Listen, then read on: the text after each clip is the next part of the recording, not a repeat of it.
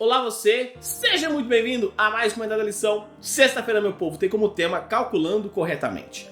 Mas, antes disso, meu nome é Ismael e eu sou seu anfitrião da lição dos jovens. Então, pegue sua lição, pegue sua Bíblia e me acompanhe neste comentário porque essa lição tá muito top. E ó, como eu disse pra vocês, sexta-feira tem como tema Calculando Corretamente. Durante essa semana, nós estudamos um pouquinho mais da profecia de Daniel, capítulo 8, verso 14, que é a profecia das 2.300 tardes e manhãs. E também estudamos um pouquinho mais de Daniel, capítulo 9, do verso 24 ao verso 27, que é a profecia dos 490 dias. Nós entendemos que essas profecias se referem não a dias literais, mas a anos. E que a profecia dos 490 dias está dentro da profecia das 2.300 tardes e manhãs. Também entendemos um pouco rapidamente que as pessoas, os pioneiros da igreja, haviam entendido que a profecia das 2.300 tardes e manhãs seria necessariamente a volta de Cristo. Mas, como nós estudamos, na verdade foi a mudança do lugar santo para o lugar santíssimo que ocorreu em 1844. E nessa sexta-feira eu trouxe para vocês alguns textos de Ellen White, primeiramente do livro ali Ensinos, Vida e Ensinos, da página 49 e a página 50. Aqui nesse livro, nessa parte, a Ellen White cita de como foi a experiência dela, porque ela passou pela grande desolação. E aqui Ellen White escreve o seguinte, ó: nosso cálculo do tempo profético era tão simples e claro que mesmo as crianças poderiam compreendê-lo. A contar da data do decreto do rei da Pérsia, como se encontra em Esdras 7, o qual foi promulgado no ano de 457 a.C., acreditava-se que os 2.300 anos de Daniel 8,14 terminariam em 1843. De acordo com isso, aguardávamos a vinda do Senhor no fim desse ano. Ficamos extremamente decepcionados quando o ano terminou e o Salvador não veio. Não se percebeu a princípio que, se o decreto não tivesse sido emitido no início do ano de 457 a.C., os 2.300 anos não se completariam no fim de 1843. Verificou-se, porém, que o decreto havia sido promulgado próximo do fim do ano de 457 a.C. e, portanto, o período profético deveria chegar ao outono de 1844. Portanto, a visão do tempo não havia tardado, embora parecesse que sim. Aprendemos a confiar nas palavras do profeta, porque a visão ainda está para cumprir-se no tempo determinado, mas se apressa para o fim e não falhará. Se tardar, espera-o, porque certamente virá, não tardará. Deus experimentou e provou o seu povo com a passagem do tempo em 1843. O erro cometido na contagem dos períodos proféticos não foi logo descoberto, mesmo por homens instruídos que se opuseram às opiniões dos que esperavam a vinda de Cristo. Os estudiosos declaravam que o Sr. Miller estava certo em seu cálculo relativo ao tempo, embora discordassem dele quanto ao acontecimento que viria a coroar aquele período. No entanto, eles, bem como o povo de Deus do Advento, estavam em erro comum em relação ao tempo. Aqueles que ficaram desapontados não foram por muito tempo deixados sem rumo, pois, pesquisando por períodos proféticos com oração fervorosa, foi descoberto o erro, assim como o traço do lápis profético através do tempo de espera. Na expectativa alegre da vinda de Cristo, a demora aparente da visão não havia sido tomada em consideração. Por isso, ocorreu uma surpresa triste e inesperada. No entanto, essa mesma prova foi necessária para incentivar e fortalecer, na verdade, os crentes sinceros. Então, perceba aqui um ponto importante, que as pessoas do início da igreja, os pioneiros, eles já criam que Cristo voltaria, como eu disse para vocês, em 1843 inicialmente. E Cristo não voltou. Então, eles tiveram que estudar um pouco mais e entenderam que o evento seria em 1844. Mas, mais uma vez, Cristo não volta nessa data. Como eu disse para vocês, eles acertaram a data, mas erraram o evento. Cristo não voltaria. E sim, seria o momento em que Cristo passaria do lugar santo para o lugar santíssimo. E aqui, nos primeiros escritos, na página 78, ela continua complementando essa ideia de Daniel. Aqui ela diz o seguinte, ó: assuntos como o santuário, em conexão com os 2.300 dias, os mandamentos de Deus e a fé em Jesus, são perfeitamente apropriados para esclarecer o passado do movimento adventista e mostrar qual é a nossa presente posição, estabelecer a fé do vacilante e dar certeza do glorioso futuro. Esses, tenho frequentemente visto, são os principais assuntos sobre os quais os mensageiros devem se demorar. Então Ellen White destaca aqui que a importância sobre o santuário, os 2.300 dias, os mandamentos de Deus e a fé em Jesus apresentam a identidade da nossa igreja. Os pioneiros, eles estudaram e foram aprendendo essas coisas, mas nós hoje, o nosso povo, o povo adventista, que está em mais de 200 países, esse povo leva esta característica e é um povo que precisa fazer o quê? Estudar cada vez mais esses assuntos. A outrora, lá no passado, nós somos conhecidos, sabe como? O povo da Bíblia. E hoje em dia, não quer dizer que necessariamente somos esse grupo de pessoas mais. Por quê? Nós não temos mais contato com a Bíblia. Nós não temos mais aquele estudo aprofundado com a palavra de Deus. Então, é importante nós termos esse assunto. Por isso que lá no domingo, quando nós começamos a estudar um pouquinho mais sobre a profecia das 2.300 tardes de manhã, eu disse para você, pegue os assuntos, pegue os textos, se aprofunde, estude, porque aqui é pouco tempo para nós estudarmos, é vídeo de 10, 12, 15 minutos, não dá para a gente abordar todos os assuntos desse capítulo, não dá para a gente aprofundar muito nas profecias de Daniel e a profecia de Apocalipse, por isso que é importante a tua parte de estudo, a tua parte de anotação, a tua parte de comunhão, porque sem isso você não vai entender todas as mensagens importantes que estão destacadas aqui na nossa identidade adventista. E eu quero encerrar com vocês aqui com o livro Evangelismo, na página 222. E aqui Ellen White escreve o seguinte, ó: como povo, devemos ser diligentes estudantes da profecia. Não devemos descansar até que tenhamos entendido plenamente o assunto do santuário, apresentado nas visões de Daniel e de João. Esse assunto lança muita luz sobre a nossa atitude e nossa obra atual, dando-nos prova irrefutável de que Deus nos dirigiu na experiência que tivemos no passado. Percebe que Ellen White fala a mesma coisa? Gente, a gente precisa estudar. A gente precisa entender profundamente esses dois assuntos, porque eles estão na nossa identidade. E um grande ponto, quando eu olho para a Bíblia e eu vejo que o passado se cumpriu, como eu posso duvidar que o futuro irá se cumprir? Como eu posso duvidar que Cristo irá voltar em poder e grande glória? Como eu posso desafiar e falar assim, não vai voltar não. Não, isso aqui não vai acontecer não. Como? Se no passado se cumpriu.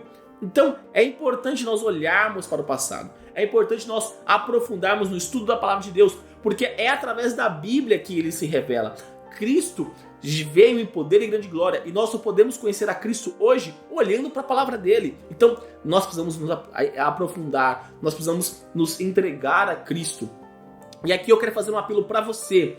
Talvez a tua situação de comunhão seja uma situação ali delicada. Talvez você não tenha tempo e tenha deixado de lado o estudo da lição da escola sabatina. Talvez o único contato que você tem com a lição da escola sabatina é com esses vídeos. Talvez o teu único contato com a Bíblia é com esses vídeos. Mas saiba que esses vídeos são muito superficiais. Se você não tiver a tua comunhão, você não vai conseguir entender Cristo. Então, é importante os vídeos para ajudar? É importante. Os vídeos auxiliam nós entendermos o aspecto X, o aspecto Y? Sim, só que a nossa comunhão é o que determina o nosso relacionamento com Cristo. Então, se você não estuda a lição, se você não estuda a Bíblia, se você não estuda o Espírito de Profecia, se você não ora, não tem condições de você entender Cristo. Perceba que essas pessoas, os pioneiros, eles se aprofundaram no estudo da palavra, erraram o evento, tiveram a grande desolação, mas um grupo muito pequeno continuou firme, enquanto muitas pessoas desistiram de Cristo. E hoje em dia, o mundo é a mesma coisa. Somos poucos comparados com o mundo, somos poucos fiéis comparado com o mundo de pessoas que não creem em Cristo ou que não aceitam a mensagem dele. Por isso que nós temos duas importantes missões: a missão de entender a mensagem e a missão de levar a mensagem. Porque pessoas estão nas trevas hoje, pessoas estão morrendo hoje, pessoas estão lá fora sem conhecer a Cristo Jesus, sem ter esperança, sem ter a certeza da volta dele, sem entender todas as mensagens apresentadas na Bíblia. E nós temos por obrigação de levar essa mensagem a essas pessoas. A mesma luz que um dia nos alcançou, nós temos por obrigação levar para essas pessoas que estão em trevas. Nós precisamos apontar aquele que é o caminho, a verdade, a vida, aquele que irá voltar para resgatar os salvos, aquele que virá e não tardará. para buscar cada um de nós. Enquanto nós não fazermos isso, enquanto nós não realmente nos submetermos a Cristo Jesus, nós não conseguiremos ser mensageiros dele. Enquanto nós não dobrarmos os nossos joelhos, enquanto nós não estudarmos a sua palavra, enquanto nós não entendermos o espírito de profecia, enquanto nós não termos uma comunhão sincera, verdadeira com ele, ele não poderá nos usar na sua missão. E isso é o que mais dói meu coração. Eu sou apaixonado pelos jovens, eu sou apaixonado pelo Ministério Jovem, e eu sei, e eu vejo para os jovens, eu vejo aquele desejo, aquele fogo ardendo de levar a mensagem, mas ao mesmo tempo eu olho para nós e eu vejo uma galera animada, mas ao mesmo tempo qualquer dificuldade que existir. Olhe para a história da igreja, eles eram jovens, eles foram provados e eles continuaram firmes. Nós precisamos ter essa mesma mensagem, esse mesmo desejo, essa mesma fé, a mesma fé também dos amigos de Daniel, quando eles foram para Babilônia. Muitas pessoas adoraram o Nabucodonosor, a estátua dele, porém 3 pessoas falaram assim, não, eu vou continuar fiel ao meu Deus, não importa o que você vai fazer comigo, Nabucodonosor, eu vou continuar fiel. E nós precisamos de jovens com esse mesmo desejo, com essa mesma fé. Então meu apelo para você, meu jovem, meu apelo para você é que você tenha essa comunhão com Cristo. Não importa o que o mundo apresenta, não importa o que o mundo fala para você, tenha certeza absoluta de Cristo Jesus e entregue a sua vida a Ele. Abra o seu coração para Ele. Nós vamos errar, nós vamos falhar? Vamos. Nós somos pecadores, nós somos falhos, nós somos miseráveis. Mas o nosso Deus é um Deus de amor, o nosso Deus é um Deus de misericórdia, o nosso Deus é um justo juiz. Então, quando nós erramos, curvamos os nossos joelhos, dobramos ali, fazemos uma oração, pedimos perdão, Deus nos perdoa. E Ele nos auxilia através do processo de santificação, através do Espírito Santo, a cada vez mais errarmos menos, a cada vez mais termos uma comunhão com Ele. Quanto mais eu me aproximo de Cristo, mais longe do pecado eu fico. Quanto mais eu me aproximo do pecado, mais longe de Cristo eu fico. Então é importante sabermos que nós vamos errar, nós vamos falhar, mas que nós precisamos ir até Deus, para que Ele nos purifique, para que Ele trabalhe em nós. Assim como o autor de Hebreus escreve lá no capítulo 4, que nós possamos ir ao trono de Deus para buscar misericórdia em ocasião oportuna. E não existe ocasião mais oportuna do que todos os dias, porque todos os dias nós precisamos da misericórdia de Deus. Todos os dias nós precisamos de Cristo Jesus. Então, meu jovem, por favor, se entregue a Cristo. Por favor, estude a palavra dele. Por favor, conheça o seu Salvador. Por favor, abra o seu coração para que Ele faça morada em você. Para que, assim como Paulo disse, que Ele cresça e que eu diminua. Que esse seja a motivação do seu coração. Que você não exista, mas que Cristo exista em você. Para que tudo que você fale, tudo que você faça, mostre o amor de Cristo Jesus, a sua justiça. E que Ele irá voltar em poder e grande glória para buscar os salvos. E neste momento, eu convido você a fechar os seus olhos e orar comigo.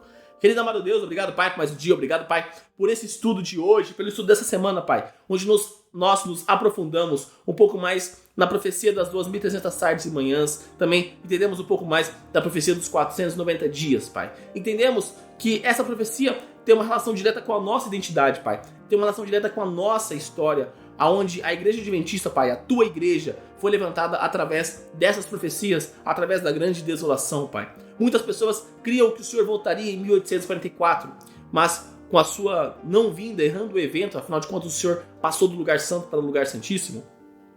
Muitas pessoas desistiram da fé, Pai. Muitas pessoas desistiram do Senhor, mas um grupo pequeno continuou em oração. Um grupo pequeno, Pai, continuou dedicando a vida deles a Ti. E essas pessoas começaram a entender que na verdade erraram o evento, mas que o Senhor irá voltar em poder e grande glória, Pai. Que possamos ter essa mesma fé, Pai. Porque nós jovens temos esse desejo no nosso coração, esse fogo ardendo, Pai. Mas muitas vezes nós, ao vermos as dificuldades, nós desistimos, Pai. Nós falamos que isso não é importante, que é isso e aquilo, pelo nosso senso de pertencimento a este mundo que existe por causa do pecado, Pai. Mas nós estamos entendendo que sem o Senhor nós não somos nada. Sem o Senhor não existe salvação, Pai. Nos auxilie, nos derrame sabedoria sobre nós, Pai, para que possamos todos os dias entregarmos a nossa vida em Tuas mãos, para que todos os dias tenhamos vontade de estudar a Tua palavra, Pai, para que todos os dias tenhamos a vontade de estudar a tua lição, para que todos os dias tenhamos vontade de estudar o espírito de profecia, Pai, para que todos os dias possamos realmente ter uma conexão verdadeira e sincera com o Senhor, Pai, para que o Senhor cada vez mais transforme o nosso caráter, Pai, para que cada vez mais possamos caminhar em tua direção, a direção da salvação eterna, e cada vez mais possamos nos afastar da perdição eterna, Pai. Fique conosco, perdoe os nossos pecados, meu Pai. E tudo isso eu te peço e te agradeço em nome do seu Filho Jesus. Amém.